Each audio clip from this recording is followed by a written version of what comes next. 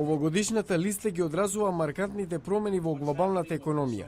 Основачот на магазинот Стив Форбс вели дека мнозинството нови милиардери доаѓаат од Бразил, Русија, Индија и Кина. Во Азиско-пацифичкиот регион бројот на милиардери е зголемен за 40%, во Русија од 61, сега има 102 милиардери, во Бразил од 18-30. Ова покажува дека има динамика во светската економија, но дека не е во САД или Западна Европа. Мексиканскиот медиумски могул Карлос Слим и натаму е најбогат човек на светот, со проценети 74 милиарди долари. На второ место е Бил Гейтс со 53, а инвеститорот Ворен Бафет на трето со 50 милиарди долари. САД и натаму имаат најмногу милиардери, но јазот меѓу богатите се намалува. Во Кина има двојно зголемување на нивниот број. Робин Ли е најбогат кинез со над 9 милиарди долари. Тој е извршен директор на кинескиот интернет пребарувач Баиду, пандан на Google.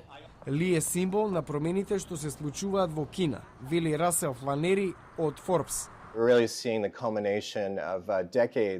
Гледаме кулминација на децениските успешни економски реформи во Кина. Компаниите од приватниот сектор добиваат се поголема правна заштита и поголема поддршка од финансискиот сектор, од кога и да е порано. Но кинеските потрошувачи велат дека владата мора да стори повеќе да и помогне на средната класа. Не се само кинезите загрижени за јазот меѓу богатите и сиромашните. Во Соединетите Американски држави 10% од жителите поседуваат 38% од вкупното богатство. Forbes вели не е се така едноставно.